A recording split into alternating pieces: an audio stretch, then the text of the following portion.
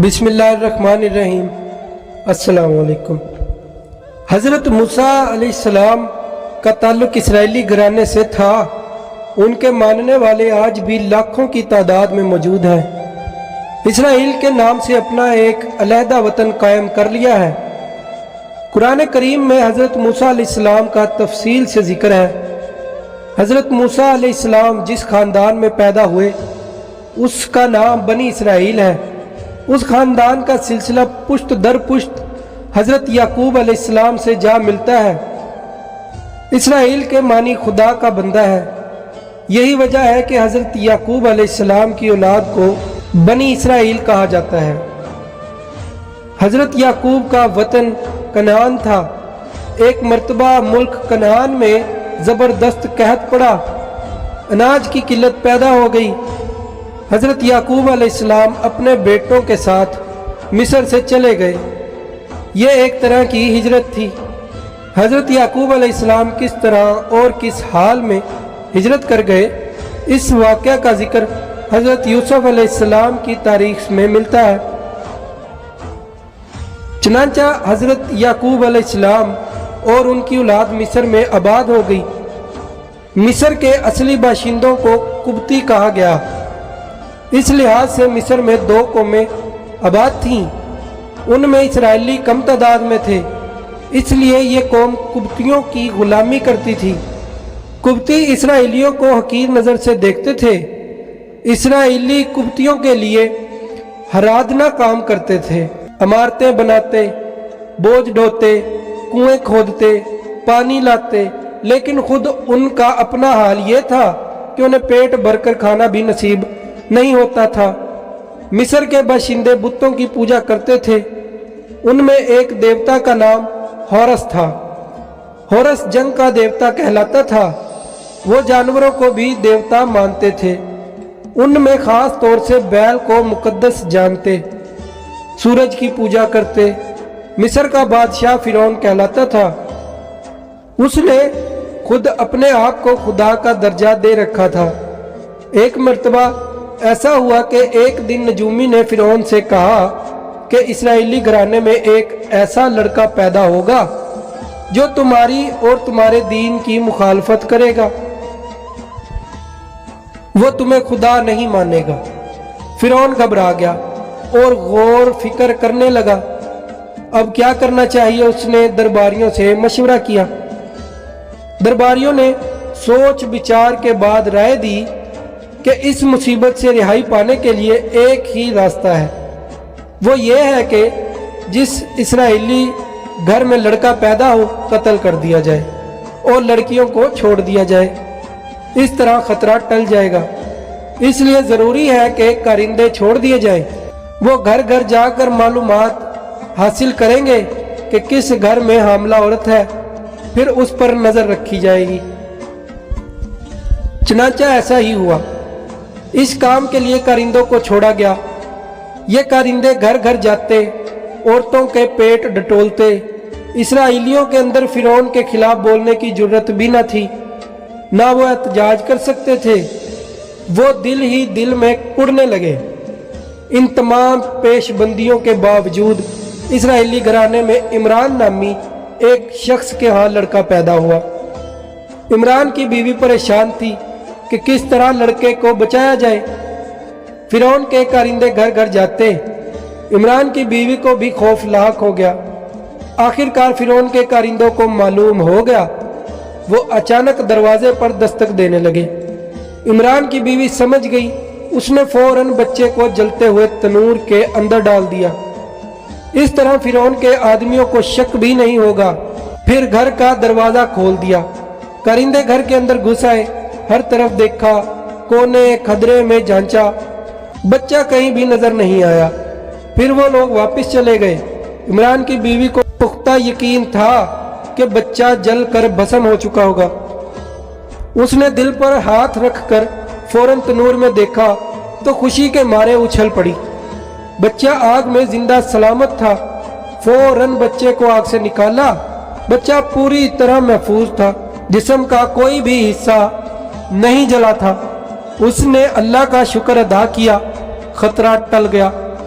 اللہ نے عمران کی بیوی کے دل میں یہ بات ڈال دی کہ بچے کو دودھ پلا کر اور کپڑے پہنا کر صندوقچے میں بند کر کے دریائے نیل میں بہا دے۔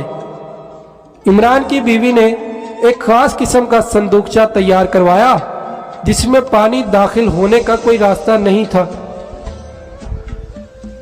بچے کو دودھ پلایا اور کپڑے پہنا کر صندوقچہ میں لٹا دیا اور اطمینان کے ساتھ دریائے نیل کی سطح پر ڈال دیا۔ عمران کے ایک بیٹی تھی جس کا نام مریم تھا۔ ماں نے بیٹی سے کہا کہ اس صندوقچہ کے ساتھ ساتھ دریا کے کنارے چلو اور یہ دیکھتی رہو کہ صندوقچہ کہاں پہنچتا ہے۔ چنانچہ مریم نے ایسا ہی کیا۔ صندوقچہ پانی کے بہاؤ کے ساتھ ساتھ بہتا رہا۔ اسی دریا سے ایک اور شاخ فرعون کے محل کے احاطے میں نکالی گئی تھی۔ صندوقچہ محل کے احاطے میں داخل ہو گیا، عین محل کے سامنے رک گیا۔ وہاں فرعون اپنی بیوی کے ساتھ بیٹھا ہوا تھا۔ صندوقچہ پر دونوں کی نگاہیں پڑی۔ مریم سب کچھ دیکھتی رہی۔ جیسے ہی صندوقچہ فرعون کے محل کے پاس رکا، مریم واپس لوٹ گئی، اپنی ماں کو سارا ماجرا سنا دیا۔ فرعون نے صندوقچہ نکالا۔ جب کھول کر دیکھا تو ایک خوبصورت بچہ ہاتھ پاؤں پٹک رہا تھا۔ دونوں حیرت میں پڑ گئے اور ایک دوسرے کا منہ تکنے لگے۔ پھر فرعون نے کہا کہ بچہ اسرائیلی معلوم ہوتا ہے، اسے مار دینا چاہیے۔ اس پر فرعون کی بیوی نے مشورہ دیتے ہوئے کہا کہ ہمارا کوئی بچہ نہیں ہے، کیا ہی اچھا ہو کہ اسے ہی پال پوس کر بڑا کیا جائے۔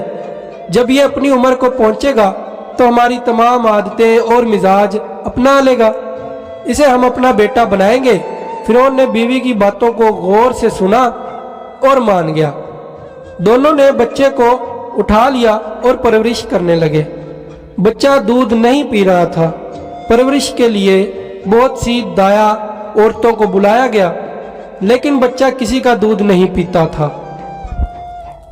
مریم نے فرعون کی بیوی سے کہا کہ ایک دایا میں بلاؤں گی، بچہ یقیناً اس کا دودھ پی لے گا، مجھے اجازت دیں۔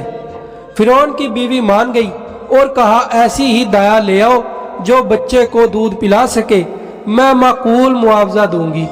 مریم فوراً ماں کے پاس گئی اور خوشخبری سنائی اور ماں کو ساتھ لیتی آئی۔ عمران کی بیوی فرعون کے محل میں پہنچ گئی، بچے کو سینے سے لگایا۔ بچے نے خوشی خوشی دودھ پینا شروع کیا۔ فرعون کی بیوی بچے کو دودھ پیتا دیکھ کر خوش ہو گئی۔ عمران کی بیوی کو اپنے محل میں ملازمہ رکھ لیا۔ ماں اور بچہ ایک ساتھ رہنے لگے۔ دن گزرتے گئے۔ حضرت موسیٰ محل کے اندر پرورش پانے لگے۔ جب ان کی عمر 20 سال ہوئی تو فرعون نے شادی کرا دی۔ حضرت موسیٰ علیہ السلام اکثر محل سے نکل کر شہر میں ادھر ادھر گھوما کرتے۔ ان کا یہ روز کا معمول تھا۔ ایک روز وہ ایک راستے سے گزر رہے تھے کہ ایک قبطی اسرائیلی سے الجھ رہا تھا کہ نوبت مار پیٹ تک پہنچ گئی۔ اسرائیلی نے موسیٰ علیہ السلام کو آواز دیتے ہوئے مدد کے لیے پکارا۔ جب موسیٰ علیہ السلام نے قریب پہنچ کر دیکھا، قبطی اسرائیلی کو بے تحاشا مار رہا ہے۔ موسیٰ علیہ السلام نے بیچ بچاؤ کی کوشش کی، لیکن قبطی نہیں مان رہا تھا۔ اس پر موسیٰ علیہ السلام نے قبطی کے ایک گھونسا مارا تو وہ بھلا اٹھا اور ایک لمحہ بعد ہی مر گیا۔ اس کے مرنے پر موسیٰ علیہ السلام پریشان ہو گئے اور اسرائیلی سے کہا کہ وہ فوراً چلا جائے۔ اس واقعہ سے موسیٰ علیہ السلام کو ندامت ہوئی، جان سے مارنے کی نیت نہیں تھی۔ پھر آپ علیہ السلام نے اللہ تعالیٰ سے گریہ زاری کے ساتھ دعا کی، اے میرے رب، میں نے اپنی جان پر ظلم کیا، مجھ کو بخش دے، بے شک تو بڑا بخشنے والا ہے۔ فرعون نے حکم دیا کہ قاتل کو تلاش کرو۔ کچھ عرصہ بعد موسیٰ علیہ السلام ایک راستے سے گزر رہے تھے، دیکھا کہ وہی اسرائیلی ایک اور قبطی سے الجھ رہا تھا۔ اس نے پچھلی مرتبہ کی طرح موسیٰ کو پکارا۔ حضرت موسیٰ علیہ السلام نے اسرائیلی کو ڈانٹتے ہوئے کہا کہ تم ہمیشہ لوگوں سے لڑتے رہتے ہو اور مجھے بلاتے ہو۔ اسرائیلی نے چیختے ہوئے کہا کہ موسیٰ، ہم پر خفا کیوں ہوتے ہو؟ क्या तुम मुझे भी मार डालोगे जैसा कि कुछ दिन कबल तुमने एक कुब्ती को मार डाला था। इसराइली की जुबान से निकली हुई ये बात राहगीरों ने सुन ली। हजरत मूसा अलैहिस्सलाम घबरा गए कि बात फिरौन के कानों तक पहुंच जाएगी और वो मुझे सजा देगा। आप अलैहिस्सलाम ने उस ख्याल से मिस्र से निकल जाने का फैसला किया। फिरौन के कहर से बचने का यही एक रास्ता था। हजरत मूसा अलैहिस्सलाम मिस्र से रवाना हुए और मदीन की जानिब चल पड़े। आप अलैहिस्सलाम रास्ता तय कर रहे थे। रास्ता क्या था? एक चटील मैदान था जहां ना पानी था ना कोई सायादार दरख्त था, सिर्फ खारदार झाड़ियां थी। गर्मी की शिद्दत से बुरा हाल था, लेकिन आप अलैहिस्सलाम रास्ता तय करते रहे। कुछ दूर फासले पर एक कुआं नजर आया। वहां कुछ लोग पानी भरते नजर आ रहे थे। आप अलैहिस्सलाम कुएं के करीब पहुंचे तो देखा कि चरवाहे पानी निकाल रहे हैं। एक तरफ दो लड़कियां भी खड़ी हैं। हजरत मूसा अलैहिस्सलाम ने लड़कियों से खड़े होने की वजह दरियाफ्त की तो लड़कियों ने बताया, ये चरवाहे पानी लेने नहीं देते हमें। वालिद ज़ईफुल उम्र है, वो पानी भरने के काबिल नहीं, इसलिए हम यहाँ पानी लेने आए हैं। हजरत मूसा अलैहिस्सलाम ने वहां से चरवाहों को हटाया, कुएं पर भारी पत्थर को हटाया। कुएं के डोल भी भारी था। इसी डोल से पानी निकाल कर लड़कियों को दिया और खुद भी पिया। लड़कियों ने अपने मवेशियों को पानी पिलाया और पानी लेकर घर की तरफ चल पड़ी। हजरत मूसा अलैहिस्सलाम के लिए यह जगह अजनबी थी। यहाँ उन्हें कोई जानता भी नहीं था। उनके पास खाने के लिए कुछ भी नहीं था। सफर करने के बायस बहुत ज्यादा थके हुए भी थे। पास ही एक दरख्त के साया में बैठ गए और दुआ की, ऐ मेरे रब, तूने जो अच्छी चीज उतारी है मैं उसका मोहताज हूँ। लड़कियों ने घर पहुंचकर अजनबी मुसाफिर और पानी देने के बारे में बाप से सारा माजरा बयान किया। बाप ने एक लड़की से कहा कि जाओ उस अजनबी मुसाफिर को अपने साथ ले आओ, वो हमारा मेहमान होगा। बेटी बाप के हुक्म की तामील करते हुए हजरत मूसा अलैहिस्सलाम के पास आई और कहा कि मेरे बाप ने आपको याद फरमाया है, आप मेरे साथ चलिए, वो आपसे मिलना चाहते हैं। हजरत मूसा अलैहिस्सलाम आमादा हुए और साथ रवाना हो गए। रास्ता में हजरत मूसा अलैहिस्सलाम ने लड़की से कहा कि मैं आगे चलूंगा, तुम मेरे पीछे चलना और रहनुमाई करना, दोनों घर पहुंच जाएंगे। बेटी ने हजरत मूसा का तारुफ बाप से करवाया। दोनों कुछ देर बातें करते रहे।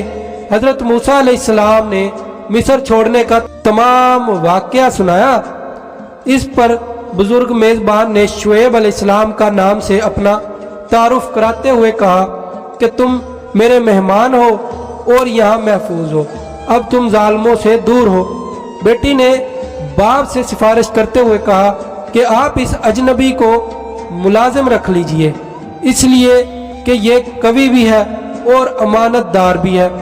बाप ने गवी होने का सबब पूछा तो उसने बताया कि गवी होने का सबूत इस तरह मिला कि इसने भारी डोल से पानी निकाला, लेकिन ये तुमने क्यों कर जाना कि वो अमानतदार भी है? हजरत शुएब अलैहिस्सलाम ने पूछा। बेटी ने जवाब दिया कि जब बुलाने गई तो अजनबी ने मुझे पीछे चलने के लिए कहा और वो खुद आगे चलता रहा। मैं इशारा से रास्ता बताती रही, हम दोनों इसी तरह रास्ता तय करते रहे। मैं समझ गई कि पीछे चलने का इशारा इसीलिए था कि उसकी निगाह मुझ पर न पड़े। हजरत शुएब अलैहिस्सलाम ने हजरत मूसा अलैहिस्सलाम से फरमाया कि अल्लाह ने मेरे दिल में बात डाल दी कि मेरी बेटी सफूरा का निकाह तुमसे कर दूं। उसका हक महर यह है कि तुम 8 साल तक मेरी बकरियों की रखवाली करो। अगर मुद्दत बढ़ाकर 10 साल कर दूं तो ये और भी बेहतर है। हजरत मूसा अलैहिस्सलाम ने शराइत मंजूर कर ली और निकाह हो गया। हजरत शुएब अलैहिस्सलाम ने अपना आसा भी हजरत मूसा अलैहिस्सलाम के हवाले किया। वो एक मुद्दत तक मदीन में रहे और जिम्मेदारियां निभाते रहे, लेकिन मिस्र की याद सताती रही। कभी कभी उनके दिल में ख्याल आता कि मिस्र वापस जाकर हालात का जायजा लिया जाए। آپ نے ایک مرتبہ پختہ ارادہ کر لیا تو ویڈیو کو لائک شیئر کمنٹ چینل کو سبسکرائب کر دیں اور بیل آئیکن کو لازمی پریس کر دیں تاکہ آنے والی ہر ویڈیو کا نوٹیفیکیشن سب سے پہلے آ سکے آپ کے موبائل پر۔ اپنا اور اپنے پیاروں کا خیال رکھیے گا۔ اللہ کی امان میں، اللہ حافظ۔